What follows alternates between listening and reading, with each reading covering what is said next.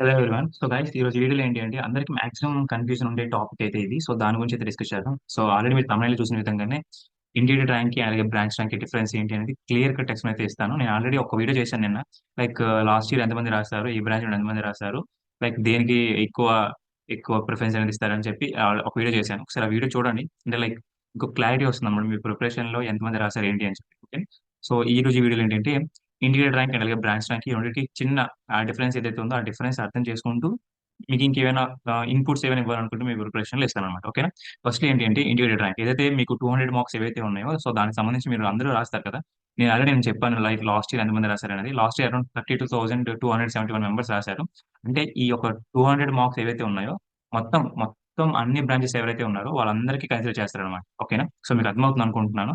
So ఈ యొక్క individual rank అనేది మొత్తం అన్ని బ్రాంచెస్ కి కన్సిడర్ చేస్తారు. But coming to the branch rank ఏదైతే ఉందో ఆ బ్రాంచ్ ర్యాంక్ అనేది ఓన్లీ మీ యొక్క పర్టికులర్ బ్రాంచ్ ఏదైతే ఉందో. ఫర్ ఎగ్జాంపుల్ మీరు సిఎస్సి అనుకోండి. లాస్ట్ ఇయర్ సిఎస్సిలో 2274 సంథింగ్ ఎంతమంది రాశారు. సో ఆ బ్రాంచ్ ఏదైతే ఉందో సో దానికి సంబంధించిన రెస్పెక్టివ్ స్టూడెంట్స్ ఎవరైతే రాశారో అందరూ వచ్చిన ర్యాంక్ ఏదైతే ఉందో దాన్ని మాత్రమే బ్రాంచ్ ర్యాంక్ అంటాం. But coming to the interior rank ఏదైతే ఉందో అన్ని branches ECE, civil, triple E, mechanical, chemical అవన్నీ ఉంటాయి కదా. అన్ని బ్రాంచెస్ సంబంధించిన వాళ్ళకి ఇంటీరియర్ ర్యాంక్ అంటాం.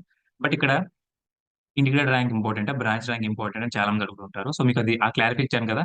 So integrated rank versus branch rank అని చెప్పి మీకు క్లారిఫై ఇచ్చాను. బట్ ఇక్కడ ఏంటి అంటే ఆ కౌన్సిలింగ్ టైంలో మీకు ఏది ఇంపార్టెంట్, అలాగే మీకు ఒకవేళ పర్సనల్‌గా నేను సజెస్ట్ చేయాలనుకుంటే ఏ ర్యాంక్ సజెస్ట్ చేస్తాను. అంటే ఏది ఏది బెటర్ అంటే నన్ను అడిగితే ఫర్ ఎగ్జాంపుల్ మీరు ఇప్పుడు ఒక బ్రాంచ్ నుండి వేరే బ్రాంచ్ ఫర్ ఎగ్జాంపుల్ మీరు డిప్లొమాలో ఇప్పుడు ఈసీఈ ఉన్నారు.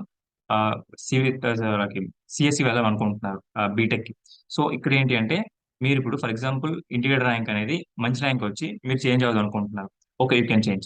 ఇక్కడ చాయిస్ అనేది చాలా చాలా ఎక్కువ ఉంటుందన్నమాట మీకు సీట్ అనేది రావడానికి. ఓకేనా. ఫర్ ఎగ్జాంపుల్ మీకు అలా అలా కాకుండా ఇంటిగ్రేటెడ్ ర్యాంక్ అనేది ఒక 20,000లో వచ్చిందనుకోండి. అప్పుడు మీరు బ్రాంచ్ అనేది చేంజ్ అవ్వాలనుకున్నా సరే ఏదో చెత్త కాలేజ్ వస్తదన్నమాట. మీకు అర్థమవుతుంది కదా.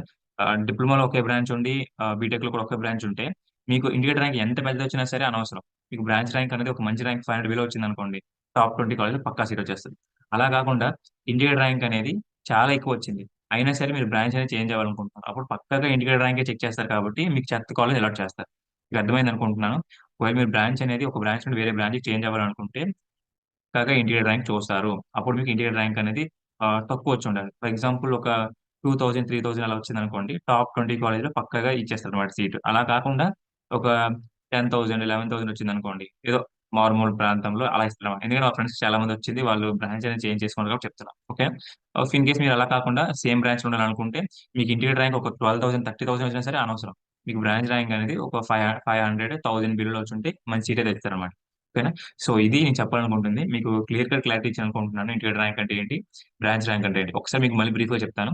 ఇంటిగ్రేటెడ్ ర్యాంక్ అనేది మొత్తం ఏదైతే స్టూడెంట్స్ అందరూ రాస్తున్నారో ఈ సెట్ వాళ్ళందరిని కన్సిడర్ చేసుకుంటూ వస్తేది ఇంటిగ్రేటెడ్ ర్యాంక్. ఓకేనా. ఇంటిగ్రేటెడ్ ర్యాంక్ అనేది ఎగ్జాంపుల్‌గా తీసుకుంటే ఒక 2000, 3000 ఇంటిగ్రేటెడ్ ర్యాంక్ అనుకోండి. ఎందుకంటే మొత్తం 32,000 మెంబర్స్ రాస్తున్నారు. అందులో మీకు 2000 ర్యాంక్ వచ్చింది ఇంటిగ్రేటెడ్ ర్యాంక్. బ్రాంచ్ ర్యాంక్ అనేది మొత్తం మీరు రాసేదే బ్రాంచ్ నుండి 2000 మెంబర్స్ అనుకోండి. అందులో మీకు 500 ర్యాంక్ వచ్చింది. అది. ఓకేనా. బ్రాంచ్ టు బ్రాంచ్ చేంజ్ అవ్వాలనుకుంటే ఇంటిగ్రేటెడ్ ర్యాంక్ అనేది చూస్తారు.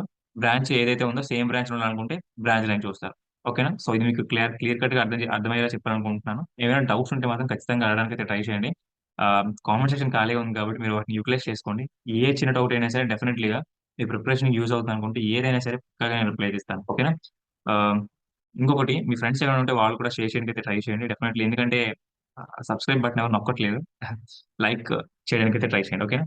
సో హోప్ అంతా చెప్పాలనుకుంటున్నాను. ఇంకా కమింగ్ డేస్‌లో ఏవైనా ఇంకా మీకేవైనా డౌట్స్ ఉంటే అవి అడగండి. కమింగ్ డేస్‌లో నేను ఖచ్చితంగా పోస్ట్ చేయడానికైతే ట్రై చేస్తాను. ఓకేనా. So thank you very much. జై హింద్.